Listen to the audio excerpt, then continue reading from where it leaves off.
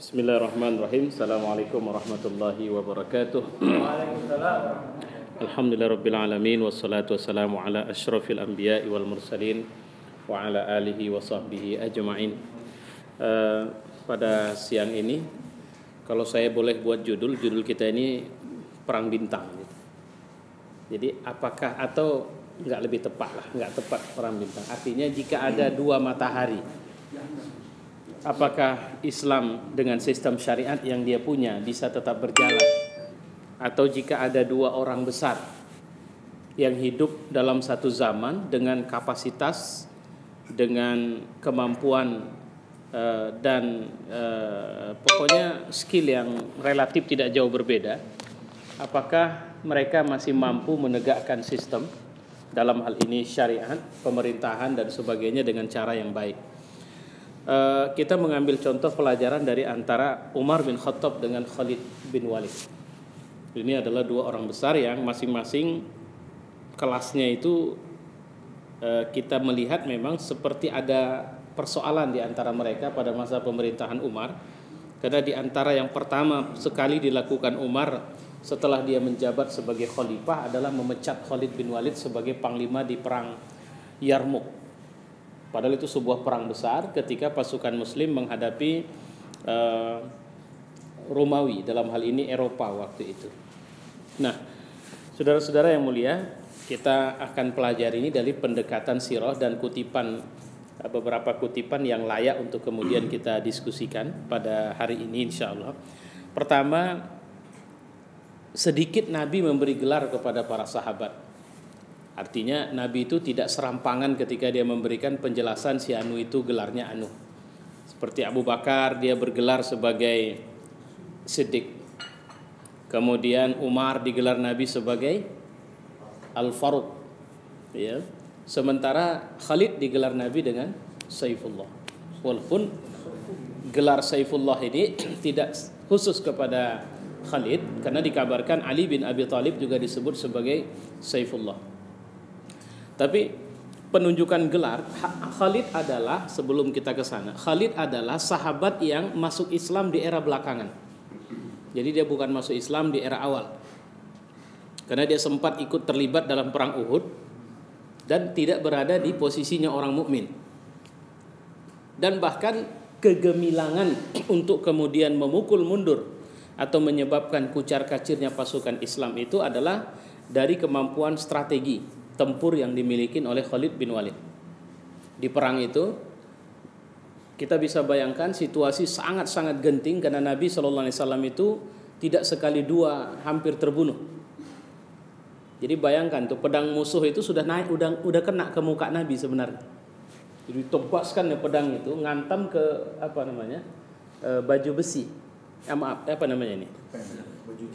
Pokoknya yang nutup besi semua itu memang udah kena langsung. Jadi coba bayangkan itu. Jadi Nabi sudah lepas kendali, tidak ada lagi sahabat yang menjaganya waktu itu. Jadi sudah ditebaskan ini sampai akhirnya baju helm ini itu geser dan ini nyucuk. Ada bahagian runcingnya itu nyucuk ke pipi Rasulullah. Dan itu kemudian membentur ke giginya dan beberapa gigi Nabi itu rontok. Jadi mungkin kita tidak banyak tahu situasi sudah sampai seperti itu sebenarnya. Jadi sekali ngantam ke wajah, sekali ngantam ke perut. Jadi dihantam itu kena, tapi terhalangi oleh baju besi Nabi sallallahu alaihi wasallam. Ya. Jadi itu situasi yang amat genting dan itu terjadi pasca lemahnya ketaatan para sahabat Rasulullah terhadap Rasulullah ketika mereka mengira perang sudah selesai karena orang kafir sudah lari semua dan mereka langsung menyerbu ghanimah waktu itu. Dan biasanya yang merusak itu selalunya ini. Ya. Khalid berada di posisi itu. Jadi kapan Khalid masuk Islam? Jelang Futuh Makkah. Jadi bukan jelang malah.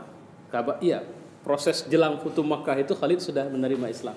Ada beberapa orang, bahkan Khalid menasihati Ikrimah, teman satu level dia. Ya, Ikrimah ini anak Abu Jahal. Untuk jangan takut Islam saja. Jadi mereka ada sepakat beberapa orang itu kalau untuk kemudian melakukan upaya untuk menerima Islam. Nah, setelah menjadi Muslim, Khalid tidak dikenal. Di masa Rasulullah Khalid tidak memiliki peran luar biasa, walaupun peran yang utama adalah ketika ternyata pada perang Mu'tah.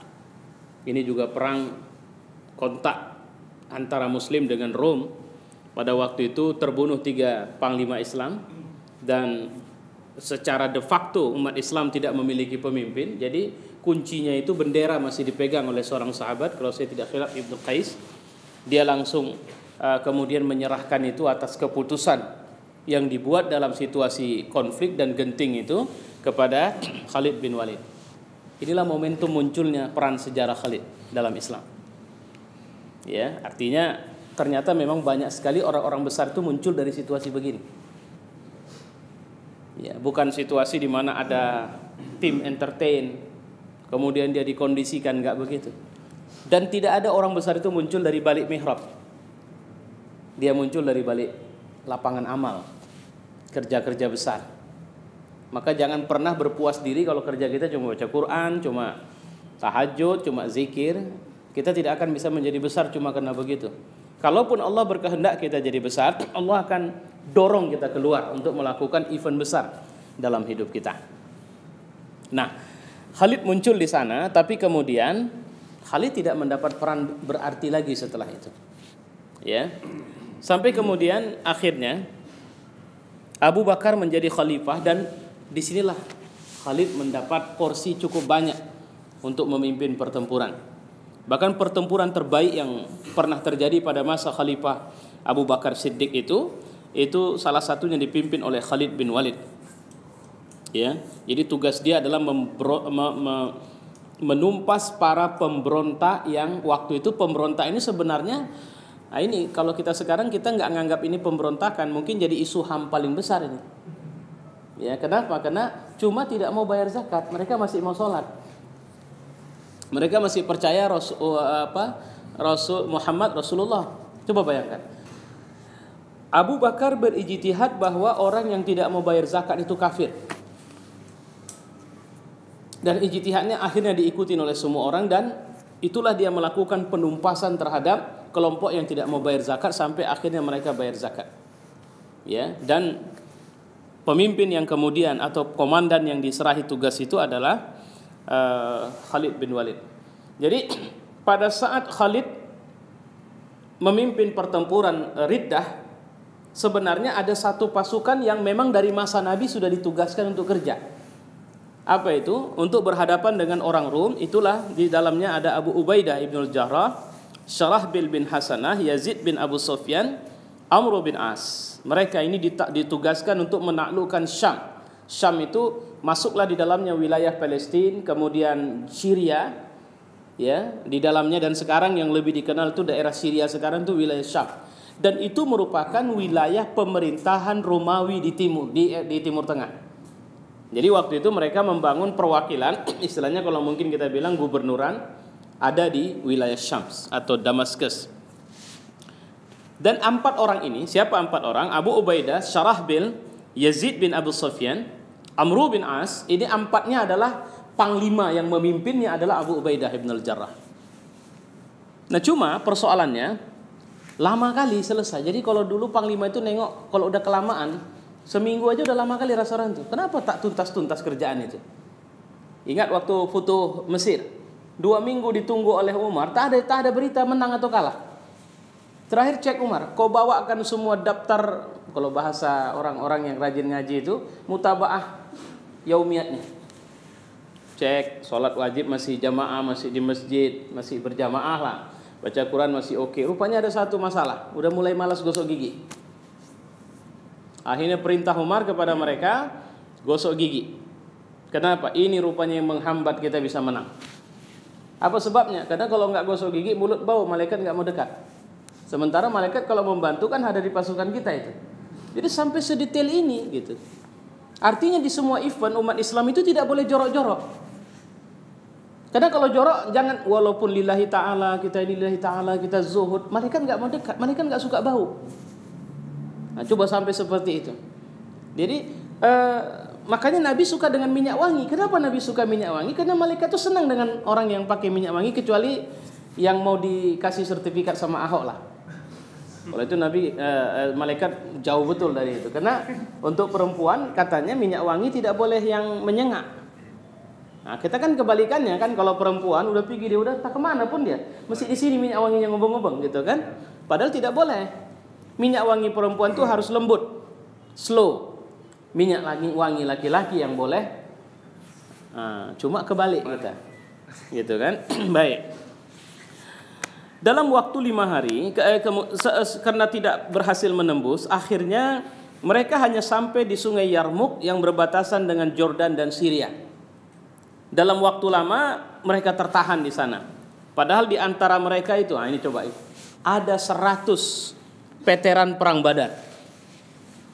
Ini udah orang luar biasa ini. Jadi dari ribuan yang berangkat itu ada 100 orang itu veterannya perang Badar. Siapa mereka? Yang kedudukannya di sisi Allah sangat tinggi. Nah, ini menjadi pertanyaan oleh Abu Bakar, ini kenapa lama kali? Jadi kekuatan tempur sehebat apapun, kita hati-hati, kita memang tidak boleh menyandarkan hanya pada lillahi ta'ala saja. Tapi kita harus bisa melihat bahwa sebenarnya strategi-strategi diperlukan. Nah, inilah makanya Abu Bakar menulis surat kepada Khalid. Waktu itu dia sudah selesai membebaskan Irak. Jadi dekatlah sama, kan Irak, Jordan, Syria itu kan dekat itu. Nah, udah, habis dari sini kau berangkat ke Yarmuk. 5 hari dia sampai di Yarmuk, tidak istirahat. Jadi pasukannya tidak istirahat dan tidak melalui jalan biasa. Di sana Khalid menulis surat kepada Abu Ubaidah. Karena ada perintah dari Abu Bakar. Apa perintahnya? Abu Ubaidah, Anda diberhentikan oleh Abu Bakar dan digantikan dengan saya sebagai khalifah. Nah, ini luar biasanya. Ya, Abu Bakar sudah ngasihkan SK pemberhentian Abu Ubaidah. Kenapa? Penyegaran. Mungkin mentok ini. Karena ketika sebuah event perang, apapun event itu mau kita kerjakan, ada tim yang bekerja dan dia sudah keluar dari target masih begitu-begitu juga. Artinya waktu yang harusnya dilalui pada waktu tertentu dia belum berhasil, belum tercapai. Maka ini strategi yang baik. Kemudian apa yang dilakukan Abu Bakar adalah diganti. Pemimpinnya diganti. Karena kalau enggak ya gitu-gitu aja nanti. Ya, apapun itu ceritanya seperti itulah dia kondisinya. Nah, kemudian Abu Ubaidah tidak marah, dia menerima keputusan ini. Akhirnya meletuslah perang Yarmuk pada tahun ke-13 dan Khalid luar biasa memimpin pertempuran ini. Tidak tahu apa yang terjadi di Madinah, karena ternyata terjadi pergantian kepemimpinan di Madinah dengan meninggalnya Abu Bakar. Ya. Pergantian kepemimpinan itu akhirnya Umar bin Khattab diangkat sebagai khalifah selanjutnya. Lantas kemudian Umar membuat keputusan membalikkan status Abu Ubaidah kembali menjadi khalifah, menjadi panglima. Dia kirim surat. Setelah kirim surat itu nyampe kepada Abu Ubaidah. Sampai kemudian setelah perang selesai dan perang itu menang, baru dia serahkan surat itu kepada Khalid. Khalid baca surat itu apa katanya? Karena kan tadinya dia juga nyampaikan surat yang sama dari Abu Bakar. Sekarang Abu Ubaidah nyampaikan surat yang mirip kepada Khalid. Tapi kalau kemarin Abu Ubaidah di tengah perang disampaikan dan dia tidak marah. Sekarang begitu baca, Khalid langsung bilang, kenapa tak kau sampaikan dari kemarin? Apa jawaban Abu Ubaidah? Ini menarik. Saya tidak ingin mengganggu konsentrasi Anda dalam memimpin serangan. Coba lihat, Khalid kemarin langsung kasih, Abu Ubaidah tidak. Kenapa? Karena kemarin itu memang belum ada serangan. Situasi masih vakum. Pasukan masih bertahan, maka tidak layak. Maka sangat layak bagi Khalid untuk langsung menyerahkan. Tapi waktu surat itu nyampe ke tangan Abu Ubaidah, perang sedang berkecamuk. Khalid sedang heboh-hebohnya memimpin pertempuran, maka dia tunggu. Nah, itu pertama. Saya tidak ingin. Lagi pula, kita kan bersaudara. Apa salahnya jika saudara dipimpin oleh saudaranya sendiri? Repot nyari akhlak yang kayak begini. Lagi mimpin dicopot atau lagi udah dapat hak untuk memimpin, nggak mau buru-buru. Kenapa? Alah, nggak ada masalahnya itu. Kau kan saudaraku. Kalau kau memimpin aku memimpin kau, kan nggak ada masalah. Jadi nggak. Kalau pakai anak muda sekarang, nggak heboh amat lah, keles, gitu. Ya. Jadi artinya persoalan ini bukan persoalan besar sama mereka. Sehingga walaupun jasa Khalid di perang Yarmuk ini luar biasa, kemudian akhirnya Abu Ubaidah yang memimpin pertempuran, tugas Abu Ubaidah satu, serang benteng Damaskus. Benteng itu tingginya 6 meter, tebal 3 meter, dikelilingi parit yang dialiri air sebelebar 3 meter. Selama 4 bulan, ada yang mengatakan 6 bulan, pasukan ini mengepung benteng Damaskus, hingga akhirnya Allah membuktikan mukjizat Nabi, kemenangan di tangan Khalid.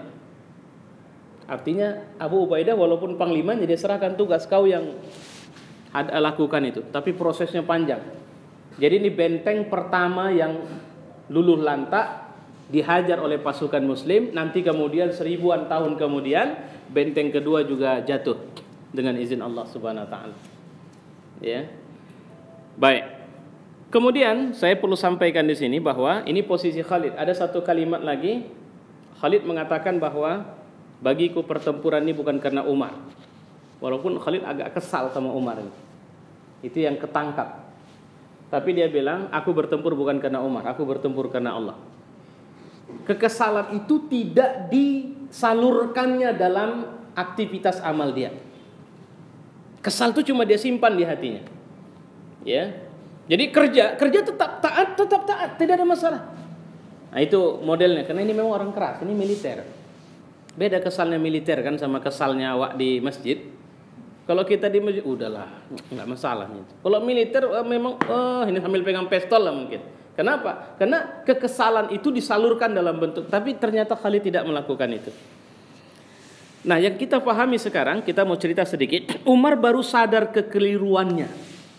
Sebenarnya bahasa ini juga tidak begitu tepat menurut saya. Karena ternyata Umar itu punya persoalan atau punya alasan yang cukup tepat dalam memecat Khalid bin Walid. Apa kata dia? Saya tidak memecat Khalid karena saya benci atau dia berkhianat. Karena kalau orang tertentu seperti orang Syiah kabarnya, tapi saya tidak punya jaminan pasti bahwa ini Syiah, tapi ada orang yang tidak suka dengan Umar. Itu mengatakan kebencian Khalid itu terjadi waktu Fatu Mekah. Jadi waktu itu ada istri kepala suku cantik, Umar sama Khalid rebutan. Gitu. Jadi kebetulan Khalid yang dapat. Nah, itulah ceritanya. Makanya saya tidak menemukan cerita ini. Tapi ada gitu. Ya. Jadi dendam, astagfirullahalazim. Itulah tadi mereka mencoba mengalamatkan keburukan akhlak mereka kepada sahabat Rasulullah. Maka dia bilang dendamnya Umar itu sama Khalid ya itu. Kalau tidak ada masalah. Ini jawaban Umar. Aku tidak ada masalah. Ya. Persoalannya adalah saya khawatir karena dia sedang berada di puncaknya. Semua orang itu senang kali kalau perang di dalamnya dipimpin oleh Khalid. Aku nggak mau mereka perang itu karena Khalid. Jadi kan ada begitu kita kerja, wah aku alhamdulillah ngajinya sama si Anu kalau ngaji, atau aku di bawah langsung dia, senang kali perasaanku. Akhirnya dia begitu sungguh-sungguh bekerja, tapi dia tidak sadar bahwa motivasinya itu lebih karena faktor si Anu. Maka Umar tidak mau, harus semua karena Allah. Maka dia pecat Khalid. Ya. Saya ingin tahu bahwa Allah Maha Pencipta dan supaya mereka tidak menjadi sasaran fitnah. Tapi kemudian sikap itu ternyata membuat ketika Khalid menghadap Allah, ini panglima besar, nggak ada harta. Umar waktu mengantarkan jenazahnya dia menangis. Nengok Umar nangis, Ali nanya, kenapa lah kau pecat dia waktu itu? Karena saya tidak paham. Ini kalau bahasanya, saya tidak paham kondisi sesungguhnya. Betapa ternyata dia seorang yang sangat zuhud. Ya. Tapi begitu pula waraknya Umar, tidak ada bahasa sombong bahwa keputusanku tidak bisa diganggu gugat. Dalam sebuah riwayat yang lebih lurus atau lebih moderat, kalimat Umar itu begini: aku menangis karena sebab di saat aku sudah merasa tidak ada alasan bagiku untuk tidak mengangkat Khalid sebagai panglima, di saat itulah Allah memanggil dia. Artinya sebenarnya aku mau angkat dia jadi panglima. Tapi Allah lebih sayang kepadanya. Sementara saat menjelang wafatnya, Khalid berkata kepada Abu Darda, "Ya Abu Darda, bila nanti Umar bin Khattab wafat, aku melihat sesuatu yang kau benci akan terjadi." Jadi walaupun sudah begitu, istilahnya bahasa politiknya, dibegitukan Umar, Khalid ini tetap melihat Umar ini luar biasa. Kalau ini udah nggak ada nanti akan terjadi fitnah di tengah kita. Ini orang luar biasa ya. Artinya pada pernyataan ini Khalid itu merasa bahwa Umar itu mecat dia itu betul. Kenapa betul? Karena memang waktu itu orang ku tengok sudah lebih senang ngefansnya sama aku. Maka dia bilang, ini kalau nanti Umar udah nggak ada, fitnah akan terjadi. Ya. Aku memang merasa sedikit kecewa dengannya dalam beberapa hal, tapi setelah aku pikir di saat aku sakit ini, aku menyadari Umar telah melakukan hal yang luar biasa dan mengharap dari Allah atas segala tindakannya. Dia tidak pernah memikirkan aku atau siapa, dia hanya berharap kepada Allah. Itu kebijakan seorang pemimpin luar biasa. Jadi artinya bintang atau matahari ini, kalau kita bilang kan matahari kembar, ya, memiliki kemampuan luar biasa, tapi mereka mampu menjaga keutuhan agama tanpa ada bentrok di antara mereka satu sama lain. Saling menyadari dengan sebuah sikap bahwa dia adalah saudaraku di jalan Allah Subhanahu wa taala. Nah, saudara-saudara yang mulia, pelajaran dari kisah yang sedang kita bahas ini adalah sebuah pelajaran tentang keikhlasan dalam kerja. Ya, itu ikhlas dalam kerja. Karena ternyata seringkali kita bekerja, yang lebih sering kita tengok, ini kan karena di Medan, ini semangat kita kerja. Tapi kalau misalnya ada keputusan kantor bahwa besok Anda dipindahkan ke Sirombu. Tahu Sirombu di mana? Nias. Pak Alen pindah Sirombu. Dengernya, atau Pak Arif itu di sana itu misalnya. Ya, pindah. Dengernya itu, wah, nampaknya dihabisi awak ini. Nah, itu dia kalimat yang bisa muncul kan itu. Nias arah ke apa sana? Yang jalannya pun susah itu. Kalau saya masih ingat, entah sampai sekarang, mungkin masih sampai sekarang, itu lewat ada jembatan tapi nggak bisa dilewati, yang lewati sungai. Gitu. Jembatannya nggak bisa dilewati, masuk sungai juga busnya. Gitu. Daerah begitulah dia. Nah, jadi keikhlasan dalam kerja, seorang tidak akan melihat posisi dan fungsi. Artinya begini, dia tidak peduli di mana posisinya. Sama dia, yang penting dia bekerja saja. Lillahi ta'ala. Itu satu. Kedua, ketaatan kepada sistem atau aturan yang dibuat oleh pemimpin. Karena pemimpin, dia berdosa ketika dia membuat aturan yang salah, tapi dia mendapat pahala dengan membuat aturan yang benar. Sementara bawahan, dia wajib taat kepada pemimpinnya selama pemimpinnya membuat aturan itu dengan lillahi ta'ala atau dengan benar. Tentu bukan aturan yang salah. Jadi kesalahan karena sebuah ijtihad, oke, dia dapat pahala. Tapi sengaja salah, itu tetap dapat dosa. Jadi tujuannya apa? Supaya tidak ada friksi yang menyebabkan hasil dari sebuah kerja itu negatif jadinya. Nah, saudara-saudara, saya pikir ini dua hal yang sangat penting kita pelajari dari dua tokoh besar ini. Bahkan sebenarnya di dalamnya ada Abu Ubaidah. Jadi Abu Ubaidah ini adalah seorang sahabat Nabi yang Nabi menyebut dia orang yang paling dan sangat amanah. Jadi kalau mau nyimpan rahasia, simpan sama Abu Ubaidah. Dan Abu Ubaidah ini dikenal juga sebagai panglima yang hari-harinya memang dalam perang. Jadi dakwah dia itu perang. Dialah yang membebaskan Palestina pertama sekali. Di saat Umar datang ke rumah dinasnya, Umar sampai ngasih duit, bilang sama dia, kok gantilah ini, tengoklah rumah dinas gubernur maka kayak begini. Apa kata dia? Di rumah ini yang bermanfaat sama aku cuma pedang yang ku gantung itunya. Kursi ku beli untuk apa? Maka aku nggak butuh kursi.